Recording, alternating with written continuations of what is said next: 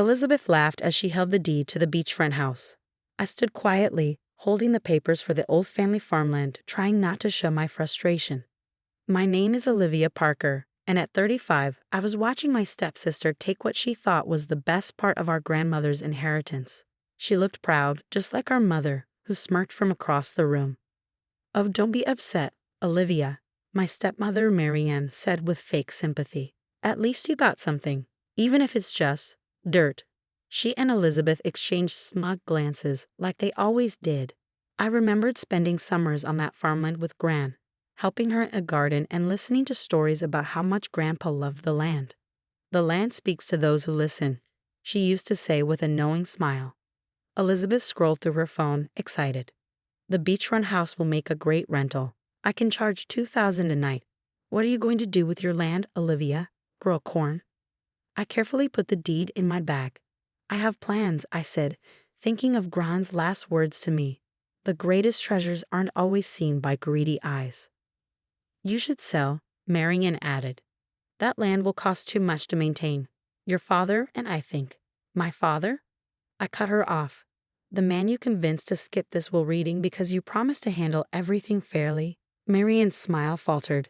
"He trusts me. Besides, Elizabeth knows real estate. The beach house is worth much more than that land." 10 times more," Elizabeth corrected. "I already have agents begging to list it." I stood up. "If you'll excuse me, I have a property to check on." "Don't work too hard," Elizabeth called. "I hear farming is great exercise. Maybe you'll finally lose those last 10 pounds. I ignored her and drove to the farmland. The winding roads brought back memories of childhood. The old wooden gate still creaked, and the sun cast long shadows over the fields. At the barn, I opened Gran's last letter. My hands shook as I read. "My dearest Olivia, if you're reading this, you have the farmland, and Elizabeth has the beach house. Don't worry, my smart girl. You always listened when I talked about your grandfather's work. Remember those summers you spent helping him with surveys? They weren't just games. Your grandfather was a geological engineer. He spent years studying this land. In the barn, behind the blue tractor, you'll find a locked chest. The key is with this letter. Inside are his maps and research. This land isn't just dirt, it's your grandfather's legacy. He chose you for it long ago. Trust your instincts. Patience reveals what greed conceals. All my love, Gran." A small brass key fell from the envelope. My heart raced as I hurried to the barn. The chest was exactly where she said. Inside were stacks of maps and documents. As I spread them out on the floor, my eyes widened. Grandpa's research suggested something incredible lay beneath this land. I quickly pulled out my phone and started looking for a geological survey company. 3 days later, I sat across from James Anderson, a lead geologist. He studied Grandpa's notes with growing excitement. "Miss Parker," he said, looking up in surprise, "these surveys are detailed. Your grandfather discovered something important. Would you like us to do a modern survey?" I thought of Elizabeth's smug face, Marianne's arrogance, and Gran's wise words. "Yes," I said, smiling. "Let's find out exactly what my grandfather knew." Elizabeth thought she won with the beach house, but soon she would realize my worthless land held something far more valuable. Patience reveals what greed conceals, and this was just the beginning. The next month passed in a blur of activity. Pioneer Survey Corps' team became a regular presence on the farmland, their equipment dotting the fields Elizabeth had so quickly dismissed. I kept everything quiet, following Gran's wisdom about patience. Then came the call that changed everything. "Miss Parker." James Anderson's voice was barely containing his excitement. "We need you at the site immediately. There's something you have to see." I arrived to find a cluster of geologists huddled around their equipment, talking in animated whispers. James rushed over, clutching a stack of reports. "We've confirmed your grandfather's theories," he announced, spreading out several detailed charts. "Miss Parker, you're sitting on one of the largest oil deposits discovered in the region in the last 50 years. The preliminary estimates suggest, well, let's just say your worthless farmland is worth significantly more than any beachfront property." I stood there, letting the news sink in. All those summers helping Grandpa with his special projects.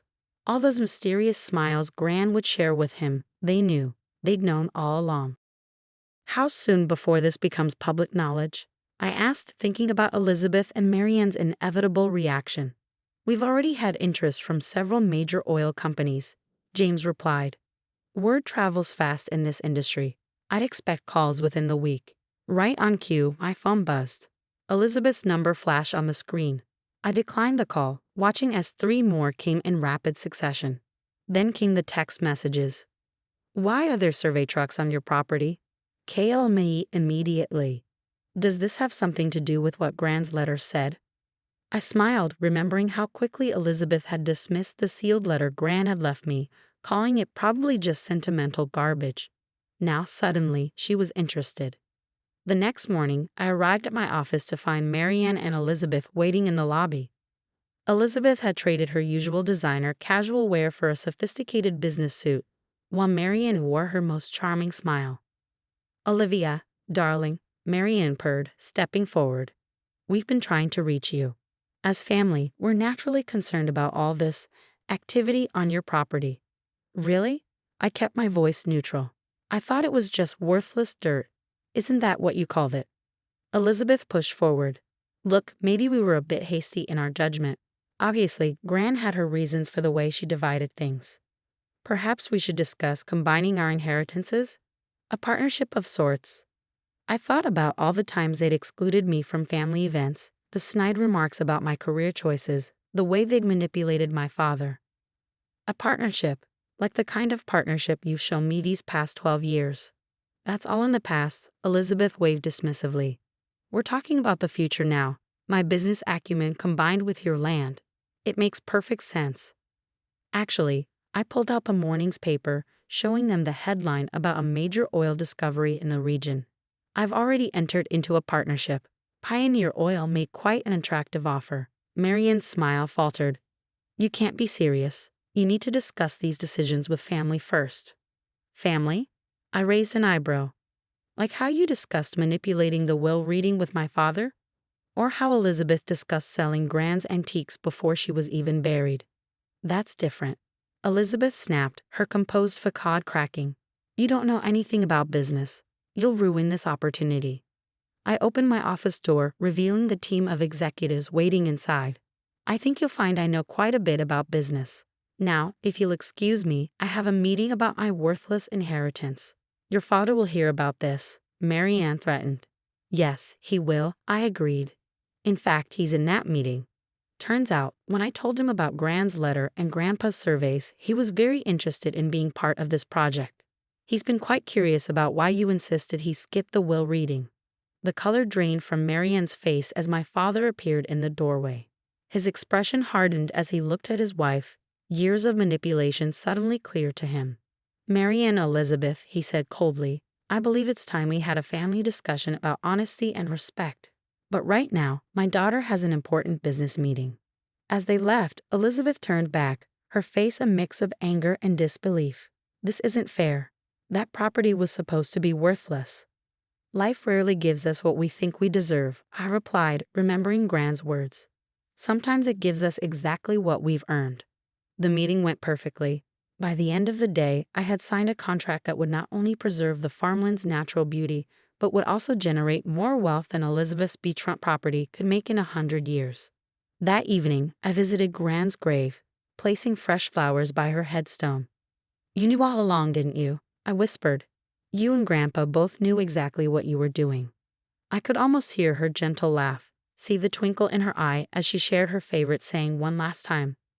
Patience reveals what greed conceals. As I drove home past the farmland, watching the sunset paint the fields in gold, I realized Gran had left me more than just oil-rich land. She'd given me the chance to show Elizabeth and Marianne that true value isn't always visible at first glance, whether in property or in people. The real question was, what would I do with this newfound power? The transformations that followed were far more satisfying than any revenge could have been.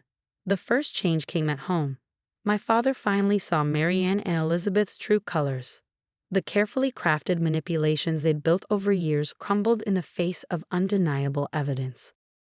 I've been such a fool, Dad said one evening as we sat on the old porch swing at the farmhouse, which I decided to restore rather than demolish. All these years, I let them convince me they had everyone's best interests at heart. The divorce papers were already filed. Marianne's attempts to claim a portion of the oil profits had been swiftly dismissed by the courts, especially after evidence emerged of her attempting to manipulate the will reading. Elizabeth's beachfront property dreams weren't faring much better. The real estate market had taken an unexpected downturn, and the property taxes were proving more than she could handle. Her social media posts about being a successful property mogul grew increasingly desperate. But I didn't feel the satisfaction they expected me to. Instead, I thought about Grand's other lessons, the ones about grace and wisdom.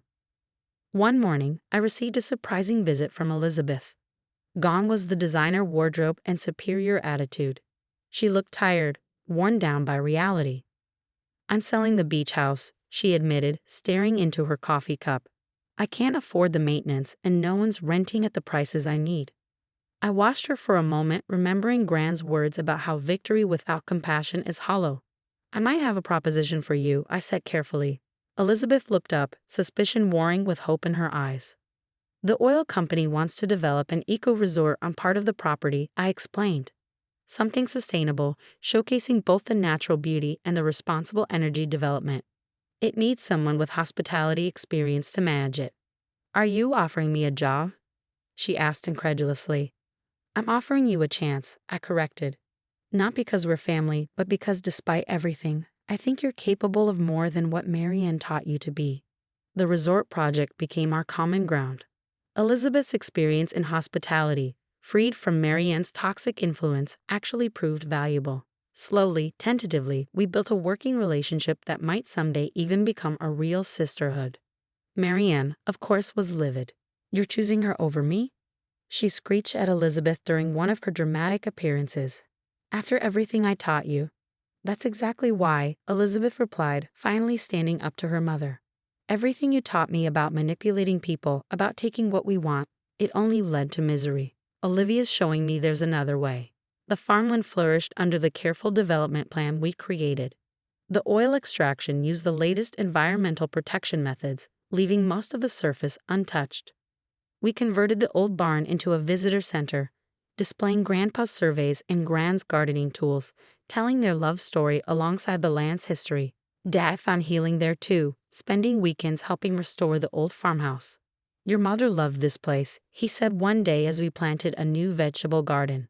"She always said you had her spirit, seeing the beauty in things others overlooked." A year after the oil discovery, I stood in Grand's restored garden, watching families tour the educational center we built. Elizabeth was in her element, explaining our sustainable development practices to visitors. She'd found her own path, separate from Marianne's influence. I pulled out Grand's letter, worn now from many readings.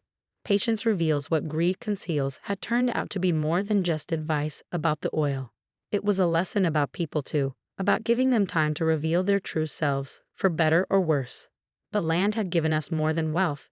It had given us clarity. Marianne's true nature was exposed, Elizabeth found redemption, and I discovered strength I never knew I had. Dad joined me in the garden, carrying Grand's old watering can. "She would be proud," he said softly, "not just of what you did with the land, but how you did it." I smiled, looking out over the fields where Grandpa had once walked, methodically documenting what lay beneath.